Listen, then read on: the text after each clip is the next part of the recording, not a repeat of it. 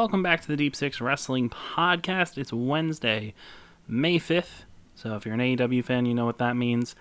Once again, we're back with our AEW Dynamite Weekly Reviews, the Dynamic Dynamite Review Show, as we call it here. If you're tuning in for the first time, welcome. We're happy to have you. Be sure to hit the subscribe button if you're not subscribed already. Free, you get our AEW weekly reviews every Wednesday. You get our Thursday night Impact reviews every Thursday or Friday morning. We also cover New Japan, and we sometimes cover NXT and WWE as well. So, if you're into that, be sure to do so. All the links that you would need are down in the episode description for other streaming services. If you're listening to this on something that you're not too fond of, you can also find the link to our Twitter and YouTube down there. And we've been more active with our YouTube content lately, so if you are a YouTuber, or not like a person who makes videos, I mean, if you are, cool for you. if you're somebody who actively uses YouTube, then feel free to shoot us a subscription over there. You can also listen to the podcast sometimes on there. Sometimes we don't put it up on YouTube, other times we do. But yeah, we also have other stuff over on our YouTube channel, so check that out if you're into that whole type of thing. And if you do subscribe to our YouTube channel, feel free to comment on any video and say, hey, I'm here from the podcast, so we know that you're subscribing and you're a podcast listener. And then we'll feel happier and we'll feel more productive with this whole thing. Anywho, this is our review for the Blood and Guts show from AEW that just happened. It's a one-man show tonight. Ryan was supposed to be joining me, but he hit road work on his way home, so he will not be making the recording session, and Joey will not be joining me because he has work early in the morning. So it is just me tonight, your Deep Six champion still. I'm Pat, so welcome to the show, and hopefully you're ready to listen to my voice for a bit. Shouldn't be too long, even though it's a big show. Most of the times, anytime it's a solo show, we try to keep it on the shorter end of the spectrum because none of us really like talking for super long periods of time by ourselves, and we understand that, solo podcasts aren't always the most enjoyable when they go long because it just turns into sounding like somebody's rambling and you're just hearing one person's voice for a while, so it's not really the most enjoyable content. So should be pretty quick and painless, and we'll go through the show, but I'll give you my thoughts and we'll talk about some stuff. The only thing I wanted to mention before we get into this is that MLW is they've been basically teasing the return of Lucha Underground for some time now, referring it to Azteca Underground, and officially we now know that Dario Cueto is back in the wrestling world. I don't know why I said back so weird, my voice kind of cut out there. Back in the wrestling world. Dario Cueto, welcome back. He had no ties to wrestling before Lucha Underground. He was just an actor that they paid to play like the owner. I am so thrilled by this. I have a very strong admiration for Lucha Underground Season 1 and 2, and Dario is a large part of that. His performance on those shows is just impeccable. So this is pretty exciting stuff. I don't really watch MLW. There's some people in there that I do enjoy. Leo Rush is over there, Tom Lawler, Jacob Fatu, Selena De La Renta, La Park. I'm pretty sure that's mainly everybody I actually care about from MLW.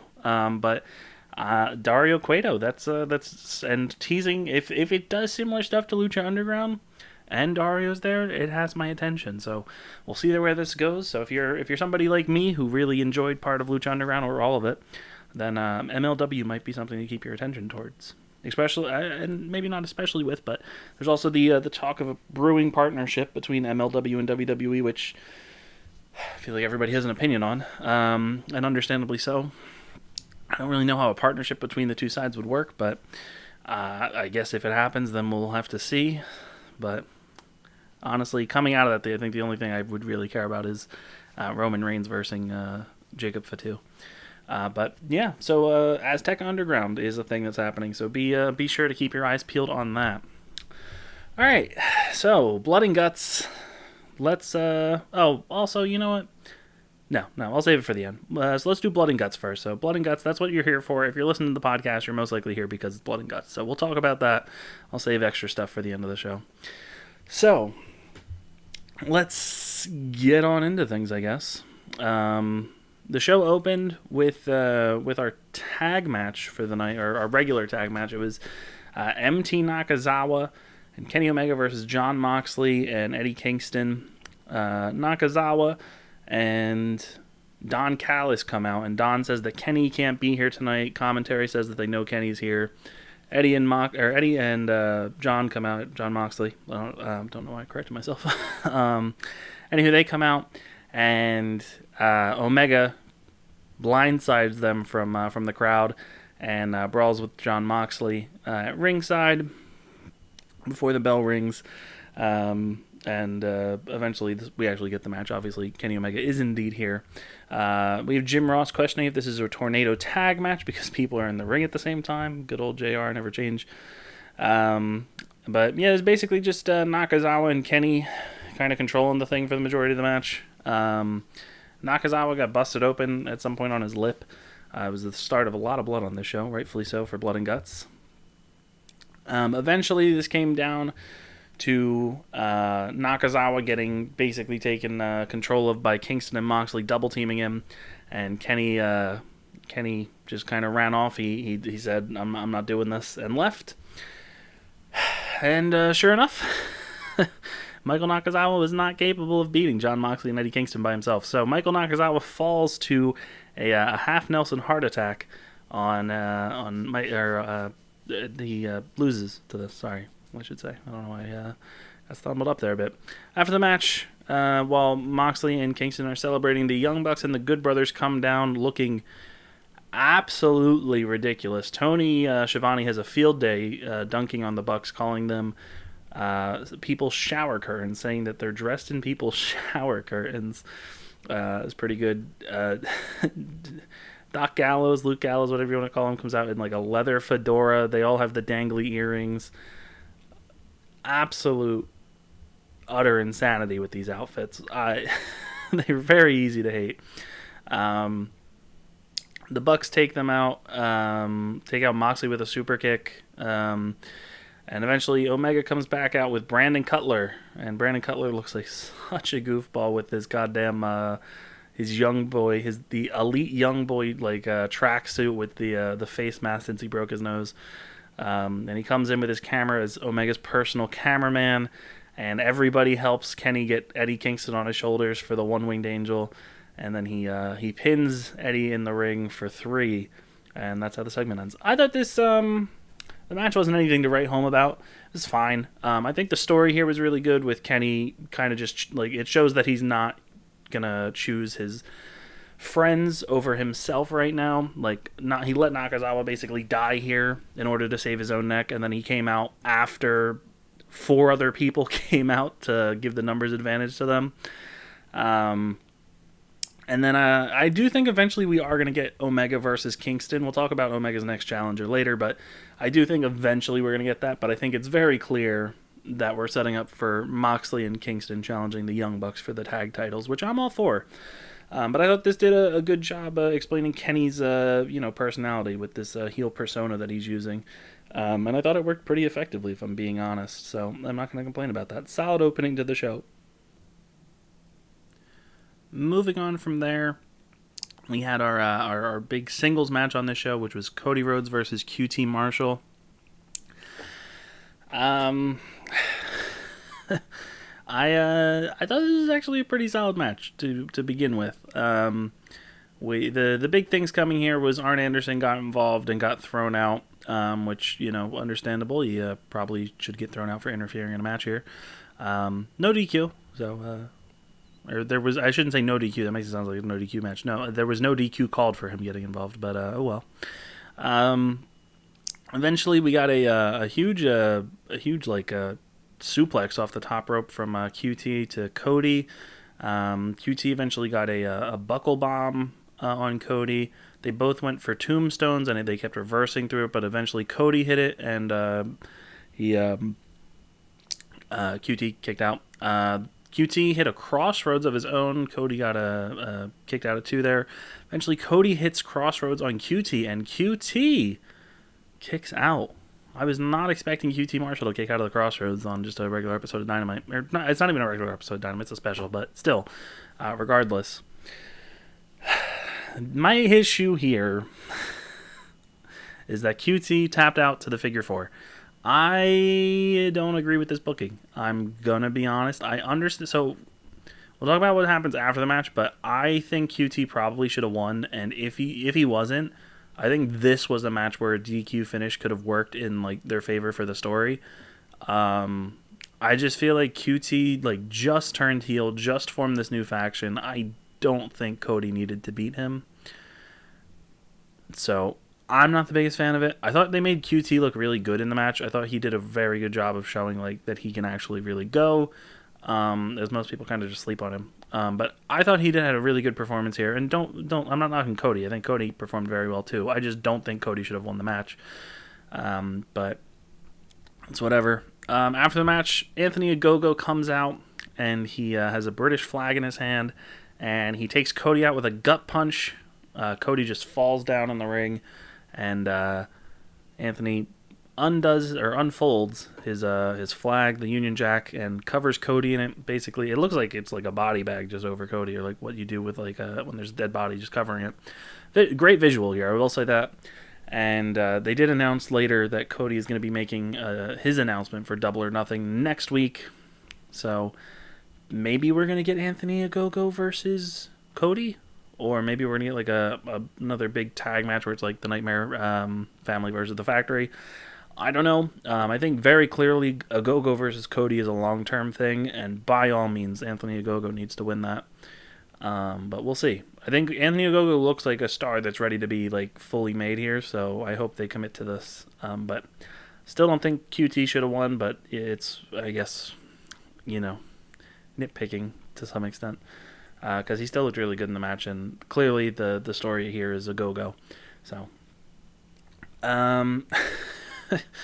we got a recap from last week of the post-match shenanigans after the TNT Championship match with Darby and 10, where Paige and Scorpio Sky jumped him and Sting. Then we go up into the rafters, where we get Scorpio Sky and Ethan Page getting a bit of a promo. Scorpio Sky has officially become the Riddler as he opens his promo saying, "Riddle me this, riddle me that, who's afraid of the big black bat?" He says Sting is nothing more than a mosquito feeding off the blood of AEW, and you know what we do with mosquitoes? And he slaps his wrist and says, "Kill him!" So listen, Steve, showtime's over, and Scorpio Sky is the franchise now, bitch. So we got our very special bitch usage here.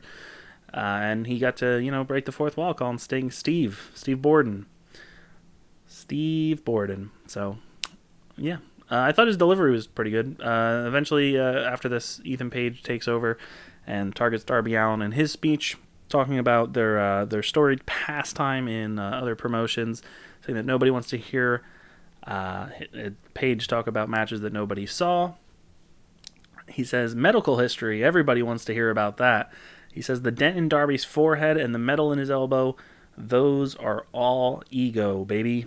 Darby Allin then flies out of goddamn nowhere and just throws his body into Ethan Page against like the concrete pillar up there, and we get a big brawl up in the rafters from Darby, Darby, Scorpio, and Ethan Page. We get Darby, and so basically Scorpio Sky gets thrown into like a railing and gets taken out. Then Ethan and Darby start going off. Darby climbs up a ladder and hits like a jumping coffin drop off of it and takes down Page, and then Scorpio Sky comes running from the background with a trash can and just nails Darby with it. They take him over to a pair of stairs and they put his face into Scorpio's shoes, which they note have spikes on them. And then Ethan Page grabs Darby and throws him down the concrete stairs. This looked so rough. This is the stuff that, like, normal people, this is how you break your bones. Even Darby. Like, oh my god. And for what would come in the main event, like the ending spot with Jericho, this was the more brutal of the two. Jesus, I would never agree to do that. But Darby's a madman, so, understandable. I thought that this gave some more actual story to this and like why they are attacking Darby and Sting. They both have solid enough motivations that I'm not upset by this. I think Scorpio Sky feeling like he's been held down and like hasn't been given the chance to shine, and Sting comes in and it just takes up all the time on Dynamite.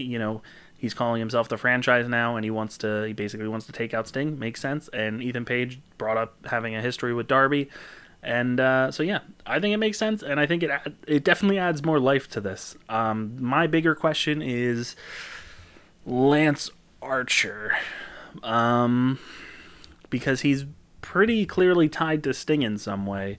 My only thought is that we now know that Miro is challenging Darby Allin next week, which we'll talk about later. And they note that if Darby can't compete medically next week, then Miro will get the title, but Miro said he's not going to do that. But regardless, Miro's very clearly going to rough up Darby. So unless they write Darby off with an injury and then Lance and Sting have to tag team for a bit, I don't know where Lance Archer plays into this, so I have no idea. But this segment, I actually really enjoyed this. I thought this was some good stuff. After this, we had Britt Baker taking on the debuting Julia Hart. I have nothing to really say about this. Britt hit an air raid crash, and then she got the lockjaw in and submitted Julia Hart in under 2 minutes. So we did officially get the announcement here, though, that Britt Baker will be challenging Hikaru Shida at Double or Nothing for the AEW Women's Championship. So that, very good. And with the news today that, I guess this is another kind of way to segue into Double or Nothing, the announcement was made that Double or Nothing will be with full capacity, 100% capacity at Daly's Place at the end of May, which I believe is 50. It's 5,000 to 5,500. Not 100% sure, but yeah. Obviously, we're still in a global pandemic, and this is in Florida. I believe as of today, Florida's fully vaccinated rate is only 30%. One would beg the question, with as if you know Florida's politics and whatnot, how high that percentage is going to end up going. I have no idea, but I mean, the UFC got to do their full capacity show in a much bigger arena, so I mean, I feel like it's only a matter of time before AEW and WWE decide to do the same. So there you go. Everybody's gonna have an opinion on that, and I'm not trying to get into it. Personally, I don't really agree with it happening this early, but oh well. After this, we get Taz. This is something we haven't seen in a long time, where it's Taz's Technique, I think is what it's called, where it's a video segment where he breaks down his guys' opponents' maneuvers. I think they did it for Cage and Moxley last summer when Cage first debuted. I don't remember if they did it again. They might have done it for Darby. But I enjoy these quite a bit. It's basically just Taz explaining the moves and what makes them work and how to counter them. And I thought it was pretty cool. He uses it to break down Christian's moveset. So, yeah. Solid enough. There's nothing else to really talk about. Fatal 4-Way match. It's the Fatal 4-Way Tag Team Eliminator for the number one contendership. Basically, whoever wins this faces the Young Bucks next week for the AEW World Tag Titles. It's Jurassic Express, SCU, The Acclaimed, and the Varsity Blondes in this match, all facing off for the tag title shot. Now, starting this match off, before the match even starts, we get one of Max Caster's wonderful freestyle entrances. The two things I wanted to draw attention to were him bringing up Dark Side of the Ring, saying the Varsity Blondes will mean nothing and that they'll only be remembered for their story on Dark Side of the Ring from 10 years from now. That was brilliant stuff and good promotion for Dark Side of the Ring Season 3, which begins this week. Of course, with the Brian Pillman episode, so nice. And then referring to the Young Bucks, finally... He finally does it. He finally refers to the Young Bucks as the Young Cucks on live national television on TNT. What a guy that Max Caster is. Anyway, we got our Fatal 4-Way tag match here. This was a big cluster, as you would kind of expect from this.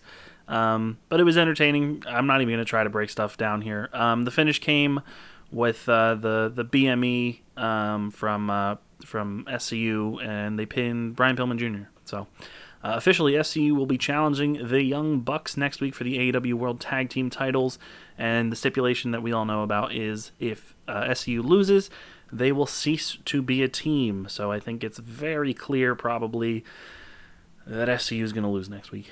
I would be shocked if they don't. So yeah, especially with them building up another pretty big card next week, I feel like it would make sense for them to lose. After this, we get our video package for the IWGP United States Heavyweight Championship match happening next week on Dynamite, which still feels surreal to even say those words. It's the first time the title's been defended outside of New Japan. Jon Moxley will be defending against Yuji Nagata. We get a brief little clip package of all of Moxley's previous defenses against Juice, Lance, Juice again, Suzuki, and then Kenta, I think. Pretty sure that's the order. So, yeah. And then we get to hear briefly from Yuji Nagata, where he basically says, Jon Moxley, I'm coming for you. And yeah, very excited for that. That's going to be awesome. It's going to be so cool to see Yuji Nagata, and I hope that the crowd next week gives him a proper welcome response, since it is a live show next week, I believe. So, and then we get our next thing. This is right before they had advertised that the final hour, like the second hour of Dynamite, was going to be all blood and guts. That wasn't really the case. Blood and guts didn't start till like 9:15, 9:20ish. But I mean, I'm not complaining. An hour would have been a lot. Kenny Omega comes out for his interview with Tony Schiavone. He comes out with Nakazawa, who's carrying we get all the titles. Kenny's wearing the AEW title. Nakazawa has both of the Impact titles and the AAA Mega title, so it was nice to see all of them together finally. This is what I kind of want to see from somebody calling himself the belt collector, holding all of the belts. Kenny basically hypes up the crowd for blood and guts, gets them shouting about it. Then he says he's not here for fun or games. He doesn't want to be here at all. He asks Schiavone to make the announcement in regards to his world title defense at Double or Nothing in a few weeks. And Tony Schiavone says that next week on Dynamite, there will be a match between Orange Cassidy and Pac, the number 1 and 2 ranked people on Dynamite. And whoever wins will be facing Kenny at Double or Nothing. Obviously, if you're Kenny Omega, this isn't gonna work for you. He has history with Pac. He actually puts Pac over quite well. Basically, saying how he kind of knows he's already gonna face Pac, since he knows he's just basically puts down Orange Cassidy and says he's not gonna win. He says everybody knows that everyone wants to see the rematch of Pac and Omega now. Why not just announce it? Orange Cassidy comes out, and we get Kenny just completely putting him down, saying he sees no merit in Orange Cassidy. He sees kids with their hands in their pockets and high school kids dressed like him at sock hops, and refers to Orange Cassidy as a feel-good wrestler, but notes that he will never be a championship material wrestler. He says the only thing championship material about him is your shades, and Kenny pulls off the shades of Orange Cassidy. And he says that he was the guy that made shades popular in pro wrestling. He puts them up to the camera, says they're legit Ray-Bans, limited edition, Orange Cassidy, freshly squeezed. He questions how much they cost.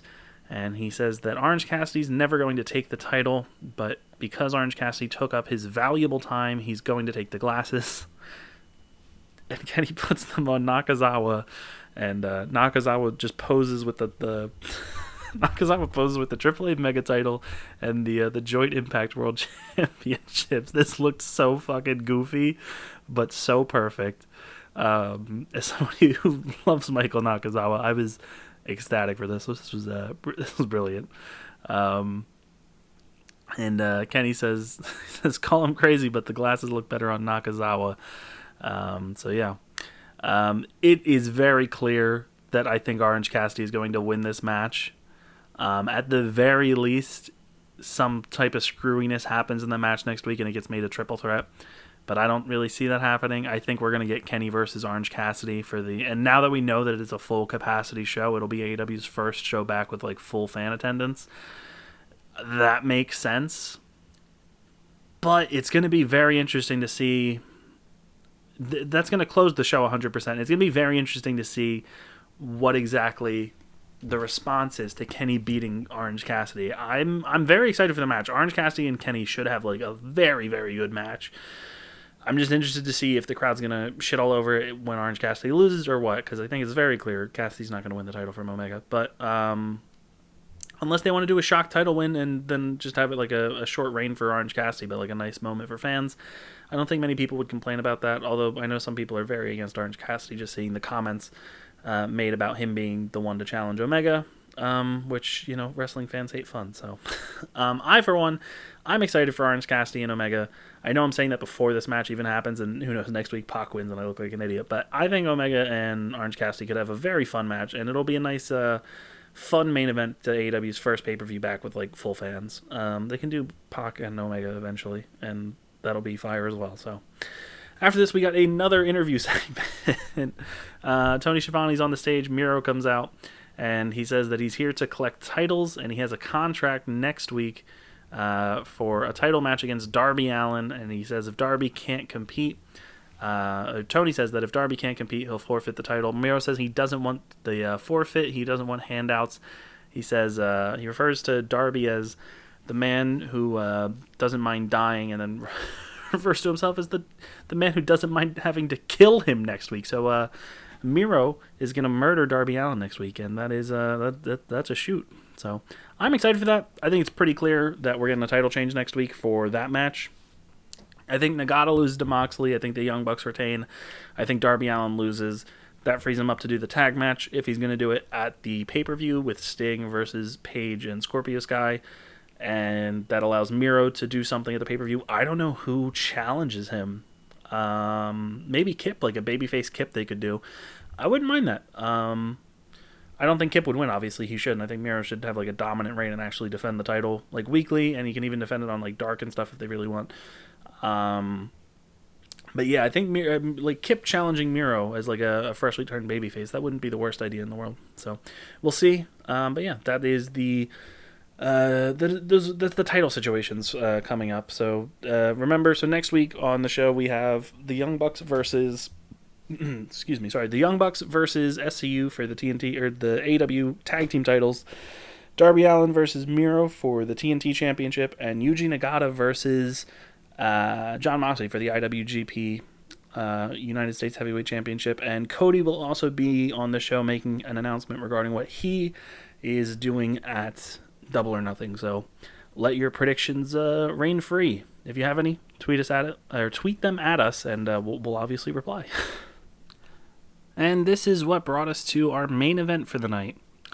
The Inner Circle versus The Pinnacle in the first ever Blood and Guts match. This was obviously supposed to happen last year with the Inner Circle versus the Elite. That didn't happen because of the pandemic. Instead, we got the Brilliant Stadium Stampede, but we're finally getting it now just with a faction change. The Pinnacle comes out first in some of the hottest looking gear I've ever seen. Just the color scheme, absolutely beautiful. Love that they were all matching with the white, purple, and gold. Seriously, whoever designed the gear, amazing work. You deserve a raise. The Inner Circle comes out all wearing black prison jumpsuits, all with different prison names on the back of them. I'm assuming they're all like from whatever place the wrestler was from. So yeah. Sammy Guevara and Dax Harwood started this off, and my God, what a start they had. I thought this kicked off this match to like an insane level of just like high ferocity, high energy, very strong momentum to kick off the match, and I really enjoyed that. Sammy had like a fire lit under his ass to start this match off. Really just good stuff. Pretty fast here. We learned how violent this match was going to be and how much blood was going to come in.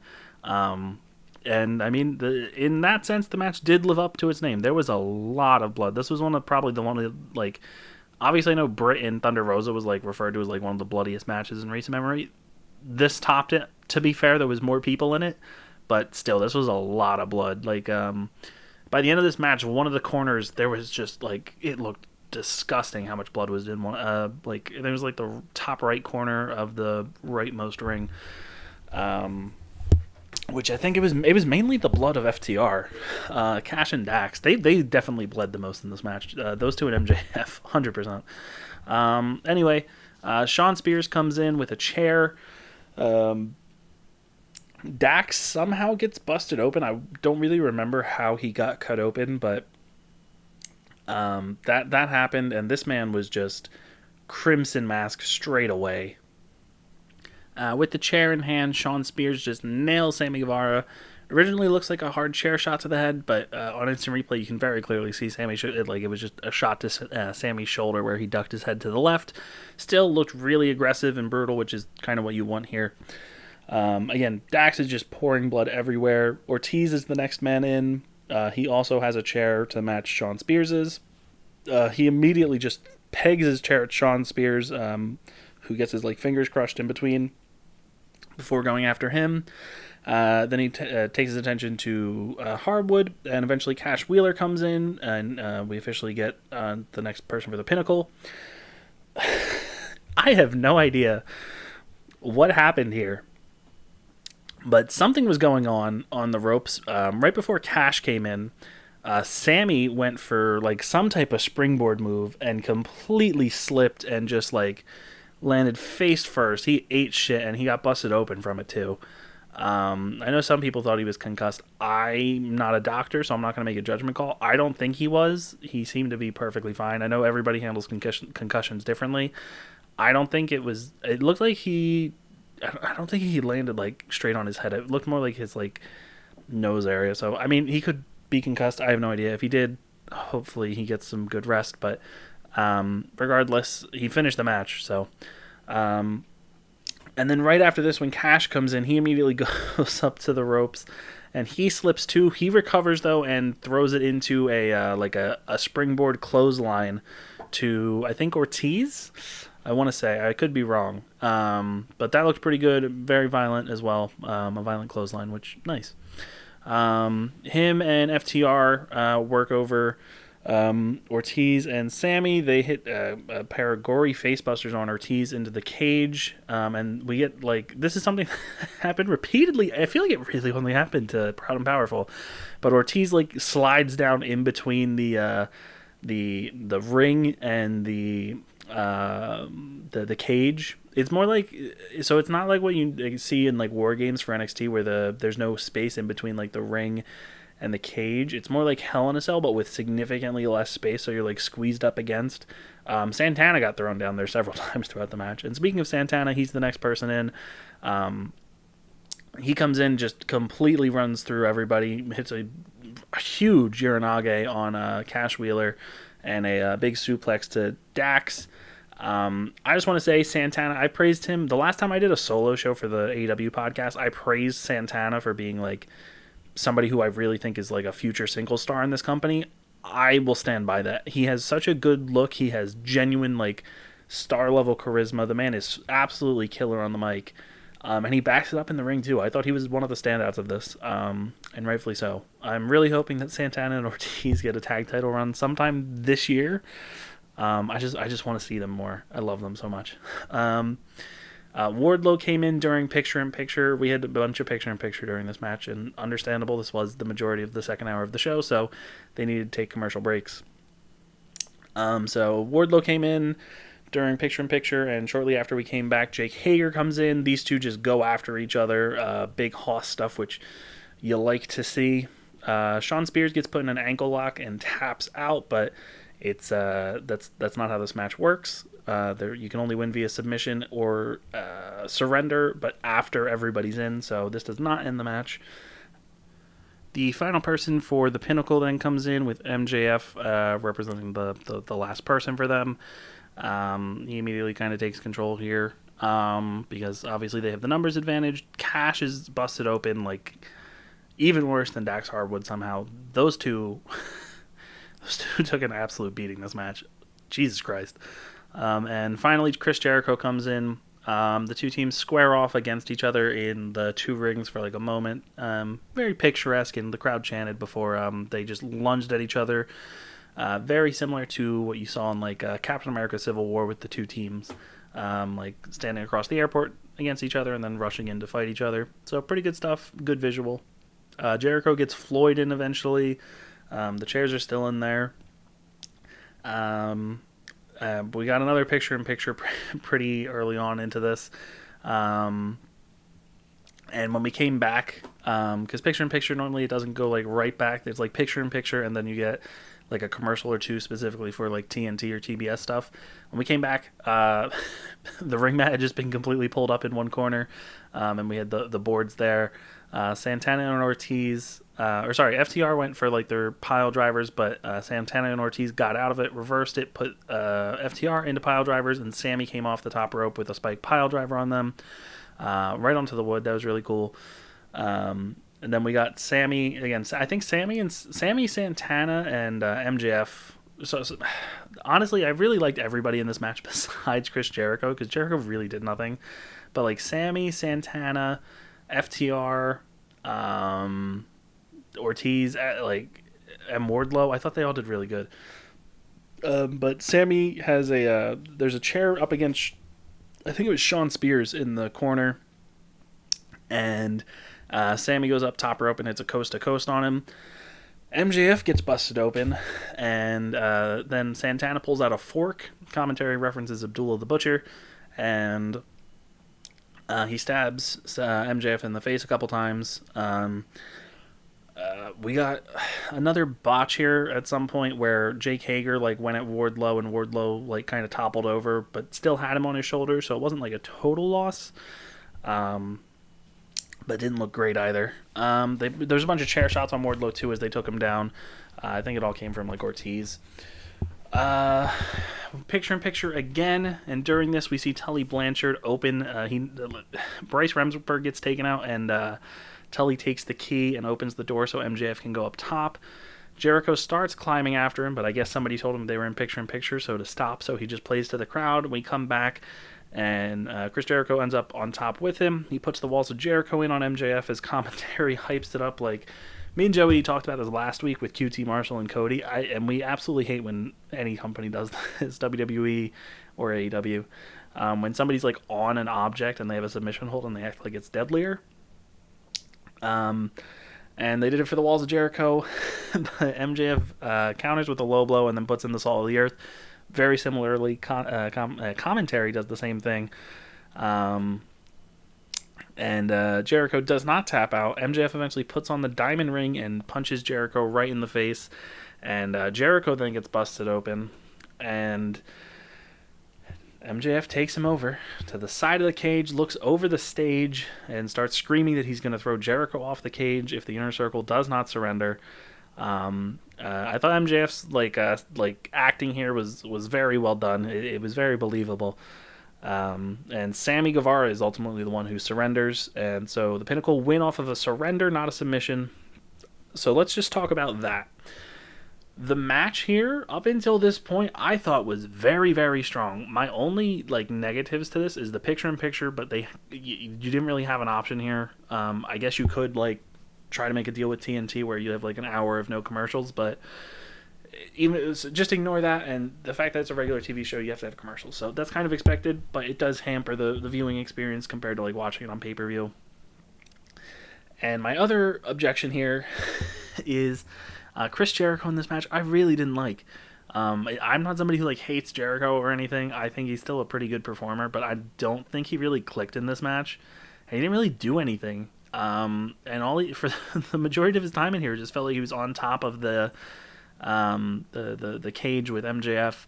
They were up there for 5, maybe even 10 minutes, with just doing submissions and stuff, and it just it really put a damper on it. I think MJF's selling of saying I'm gonna throw Jericho off and making it feel like it was gonna be a deadly thing. It built up to this very well. I thought Sammy being the one to surrender made a lot of sense. It shows Sammy actually cares for Chris Jericho, which I think is going to be something that eventually comes back to bite Chris Jericho. And the Pinnacle winning obviously makes that sense. So the match itself, I thought was very good. Is it the best War Games match we've seen in recent years with NXT? I don't know. It's hard to say. But I thought the match was really good, and I thought everybody besides Chris Jericho put on a really solid performance. Now let's talk about the post-match stuff, because this is the stuff that's very divisive amongst people. MJF spits on Chris Jericho, and he throws Chris Jericho off the stage, and he goes through what was referred to as a steel stage and a concrete stage, but it was very clearly cardboard, with a crash pad underneath it. In theory, I have no issue with this. Last year at the Stadium Stampede, we saw Sammy Guevara take one of the most insane things I think anybody's ever seen with the one-winged angel off the stands through a crash pad. But they made it look so good. It didn't look bad. This didn't look good. um, there were ways to fix this. You could have, instead of, for starters, commentary should not have been playing it up saying it was a concrete or steel stage. That instantly killed it because you could very clearly see it was cardboard. I don't care what they were told to say. In that moment, when you see that it has gone like wrong and doesn't look right, you shouldn't stick to the script. You should try and save it to make it feel less awkward. Other things you could do is keep the camera off of Chris Jericho after you throw him off, or keep it from above so you don't see the cardboard underneath of the stage. Or you do what you did with Sammy Guevara and you paint it all black so it looks just more like the stage is collapsing rather than just a bunch of cardboard that's painted to look like steel. Obviously, I didn't want Chris Jericho to go through, take a bump off the stage and land on fucking steel. I'm not a sadist. I don't want to see the man die. And anybody who thinks that should have been the case in AEW is, wrong for wanting to do the stage spot. No, get over yourself. We all saw what happened to Matt Hardy last year, and everybody got on AEW rightfully for it. We didn't need a repeat of that. But what they should have done is take a page out of their own book. They did it for Brody versus Moxley at last year's Double or Nothing when Brody went through the stage. That looked great. They did it for Sammy last year at the same show with the Stadium Stampede, and it also looked great. It's very doable. I just don't know why they did it this way. And the camera going in very close up on Jericho, it didn't help. So that's definitely going to be a damper for a lot of people, and rightfully so. I'm not going to say that it doesn't kill the end of the match, because it does. But don't be those people who completely devalue the end of this, which isn't even a part of the match. It's what happens after the match. Don't devalue the rest of the match, because the rest of this match was absolutely fantastic. A very good thing. I thought they delivered on the violence level. I just think that the post-match stuff, up in the air for if they should have done it or how they executed it. But the actual match itself I thought was fantastic. So I would give the show a thumbs up. I thought Blood and Guts was a success. The matches on the show all made sense. They built some storyline stuff up for Double or Nothing. They hyped up next week's card with Yuji Nagata and all the title matches. And you had a really solid main event. It's just that the ending is kind of a damper because of how it was produced. Alright. That's AEW. That's all I have to say on that. There are a couple other things I want to talk about before we go because, we can talk a little longer. Over the past couple days, there was the Wrestling Dontaku shows for New Japan. I did not catch Night 1. I did watch Night 2. Night 2 had multiple people pulled due to COVID tests in the New Japan locker room. So the show, or the Yo versus Desperado match for the IWGP Junior Heavyweight title was completely pulled. So I'm assuming that'll happen eventually, but not now. This did mean, presumably, that Shingo versus Ospreay got probably a time bump. They went almost 45 minutes, I think, in the main event. And if you have not seen Shingo versus Ospreay from Wrestling Dontaku Night 2 in New Japan, please do yourself a favor and seek this match out. Easily one of the best matches of the year. Kevin Kelly's referred to it as one of the best matches he's ever called in his life. This was amazing from start to finish. It rightfully felt like a New Japan epic. It felt like either guy could win, which is something that I feel like some people were worried about with not expecting Ospreay to lose, obviously. But I thought they made Shingo feel like a very real contender throughout the match. So please seek that out if you haven't seen it so already. And the other thing I want to say is apparently, Leo Rush lost his title in MLW tonight, which is interesting because there was the obviously we know that there's the thing with MLW and WWE possibly working together, but there was the story that I believe Sean Ross Sapp reported on about Leo Rush being pitched a storyline from Triple H as part of the partnership, and apparently Leo Rush just did not like it and hung up immediately once he heard it was Triple H. So if this is the case, and MLW and WWE are going to be looking to work together, I think Leo Rush losing the middleweight championship in MLW does not it's not good it's not a good look for Leo in MLW. To be fair, I would much rather see Leo in New Japan in the junior division, so I'm not too upset by this because I don't really watch MLW. I'm only going to watch it if Azteca Underground is something really cool. And as I mentioned at the beginning of the show, Dario Cueto's back, baby. He is in Azteca Underground. So that's definitely something to keep an eye on if you are somebody who is a fan of Lucha Underground. Okay, I think that's it. So thank you for joining me for this this singles edition of our AEW Dynamite podcast that we do every week. Be sure to subscribe, as always, if you haven't already. We appreciate it. It helps us out. If you're on Apple, please leave a review. Go subscribe to our YouTube channel. Tune in tomorrow for our review of Impact Wrestling with Ryan and Angelo. I know El Phantasmo of the Bullet Club in New Japan is making his debut. I don't know what the rest of the card is, but tune in for that with Ryan and Angelo tomorrow.